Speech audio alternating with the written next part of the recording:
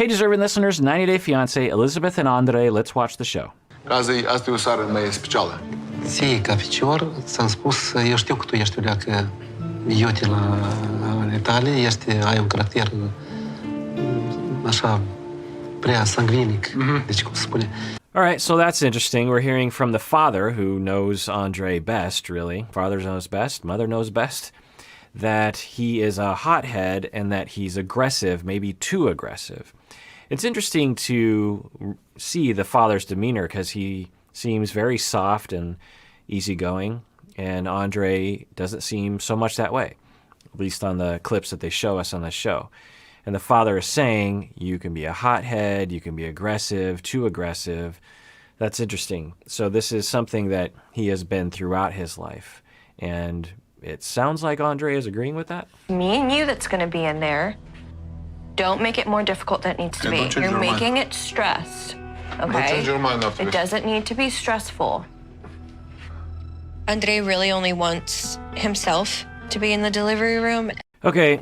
So right now, Elizabeth is upset at Andrei for, I didn't show all the clips. So what happened was Elizabeth is saying, well, in my family, all the women are there at the birth.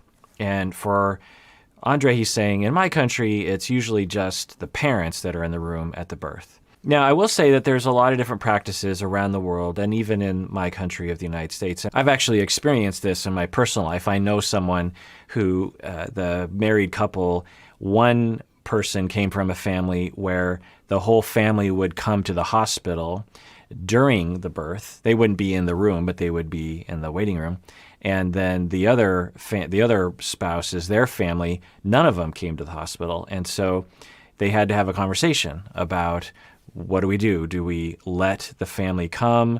But if we say no, is that going to hurt their feelings? And so for Elizabeth, she is saying, well, okay, Andrei, I won't let my family in the room, but I have a lot of siblings, and the way that we always do it in our family is all the women are in the room. Now, a lot of you, I'm guessing, are thinking, well, that's weird that your siblings and your mom and your sister-in-law, they're all in the room during the birth. I mean, that's a lot of people, and that's creepy, or that's enmeshed, or that's bad boundaries or something. It's not. It's fine. It's just a different preference, as long as particularly the mother giving birth, but mainly the couple, as long as they're cool with it, what's the big deal? It's fine. If it's not for you, it's not for you, but apparently for their family, it's fine. But Andrei is like, I don't want them there. And that makes sense. I mean, he has a really bad relationship with them, and it's an important moment for him. Now, he's not saying that. I wish he would. I wish he would say something like, honey, this is a really big deal for the two of us, and if they're in the room, it's just going to stress me out. And I don't want the beginning of our family's life together to be tainted like that. And so it's really going to stress me out. He doesn't say that because he has a hard time being vulnerable, at least on camera. Instead, he's saying, just they're not going to be there, and that's it. That's weird. They're not going to be there. And for Elizabeth, she's like, okay, fine. And then Andrei continues to double down. He's like, okay, don't go back on your word. And Elizabeth is like, what are you talking about? And he's like, well, you always change your mind at the last minute, and then suddenly they're all in the room. And so don't change your mind. Don't turn back on it. Don't screw me over here. And Elizabeth is like, what's going on here? Well, what's going on here, Elizabeth, is that you went behind his back and lied to him and asked your father for money against your husband's wishes. It'd be fine if the two of you as a couple had a conversation, and then as a couple you both decided to go to the father for money, but that's not what happened. What you did was you lied to him. So that is going to forever potentially cause Andrei to be suspicious every time you make a promise. That is the destructive power of lying, even if you feel like it's for a good cause or you feel justified. The lie causes eternal trust issues. Every time you say something, how are we supposed to trust, especially when Andrei knows that the family is going to pressure her to be in the room during the birth, and she sometimes gives into that. So he has reasons to believe. Now, the way he's communicating it isn't very helpful. He could say, well, Elizabeth, I'm just worried that you're going to give in to your family because you've done it before, and you've told me one thing and lied, and it really hurt my feelings. that might give Elizabeth a little bit more understanding instead of coming across as a rigid person and accusing her of things that she doesn't feel are fair. But anyway, let's continue watching. But somebody's going to be upset. Like, he doesn't want them in the room, and like my mom wants to be in the room, so it's just like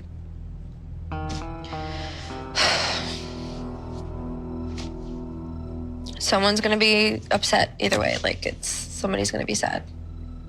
Yeah, that's a rough position to be in. Even if you don't agree with the family's practice of having all the women in the room, we can at least sympathize with Elizabeth's position of, well, I either disappoint my husband or I disappoint my family of origin. And that's a tough position to be in. And it's really the summary of their storyline thus far. Decided that we're not having anybody in the room with us.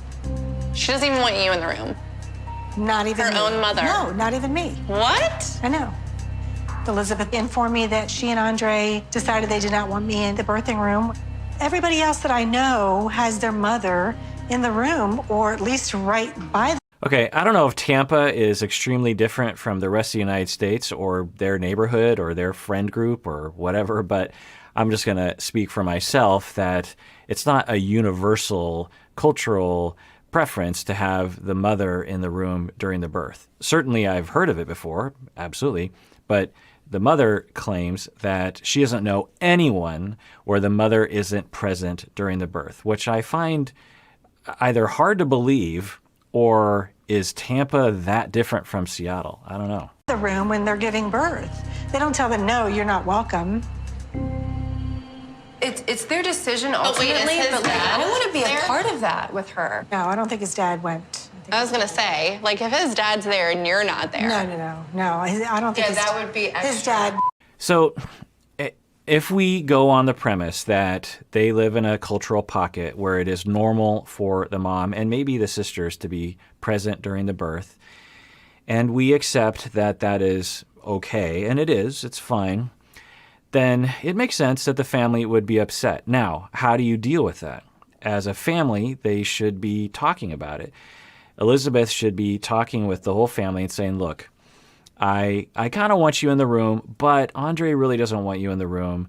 And I understand him because he wants to start the family out right. He wants to, he's the dad and I'm the mom and I want you to be there. But, I understand where Andrei is coming from. I love my husband and I'm really sorry. I don't want you to hate Andrei for this. He just, it kind of makes sense that you guys don't get along and he doesn't want the beginning of our family to have that kind of tension in the room. And I understand that. And frankly, I don't want that tension in the room. I want him to be there. He's the father. And so I'm so sorry, sisters. I'm so sorry, Mom. It really does kill me to say, we don't want you there. You'll be there right after. You'll be, we'll be there we'll have the rest of our lives. You'll be a part of the family. You'll be a part of your granddaughter's life. It'll all happen, just not in that one moment. And I'm really sorry. I have a feeling Elizabeth didn't say that to the family. I would even imagine, given Elizabeth's communication style, that she could have just texted the mom, I don't want you there, or something like that. I don't know if that's what Elizabeth said, but so, it's a difficult situation. There's a way to communicate it so that there's less likelihood of this happening. But, I get where the family's coming from. I don't really personally identify very much with Elizabeth's sisters, but I can identify in a certain way where you have I'm in a pretty tight-knit family.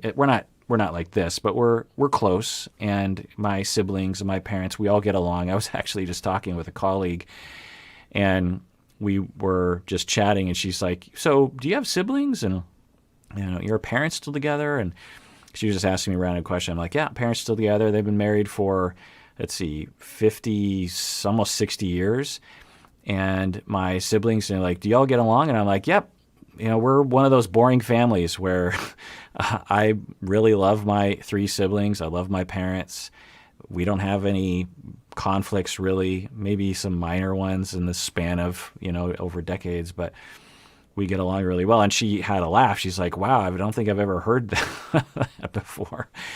And so we're tight-knit. And so sometimes when we interact with in-laws, there can be a culture clash because a lot of other families aren't as tight-knit as ours, and they might look at us as a little strange for being involved often in each other's lives. And we're not super involved, but there are certain things that we say need to happen.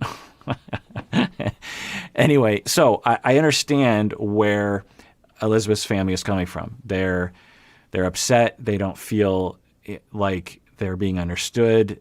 It's a practice that they've had for a long time. It's meaningful to them. They want to be there. It's very special. It's sort of like if I could talk about one thing from my family, we celebrate Christmas Eve together. It's been a tradition for my whole life.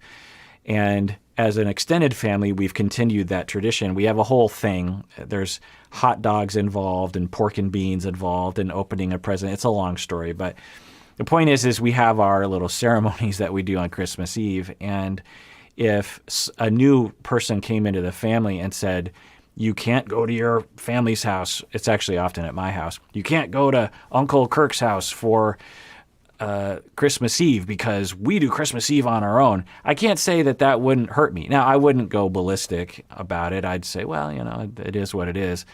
But it would sting a little bit because our family, when we get together, we all want to be together.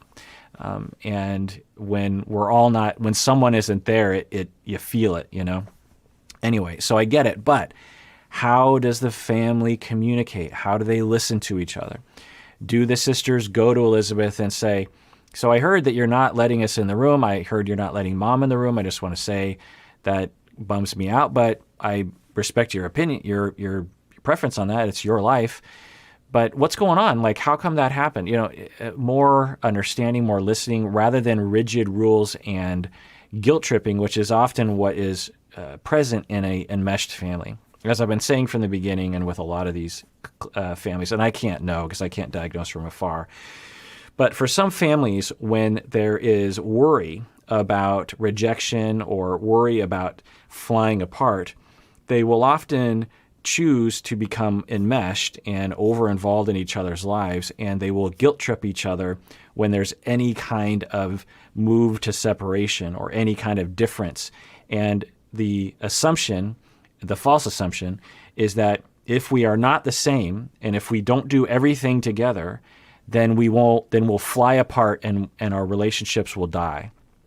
And this anxiety of flying apart, usually because of past relational traumas, they say, well, we just have to really make sure we're not going to fly apart by being really too close. So it's that anxiety that drives it. And so in this situation, we might be seeing a reaction to that. As Elizabeth is choosing to separate a little bit, not a lot, but a little bit, the family might be feeling that anxiety rising, and they might not even know it, but they might be terrified that this could be the beginning of losing their sister altogether, even though that's not exactly rational. All right, so do you think you will ever have to ask your father for any more financial support, Elizabeth? I hope not.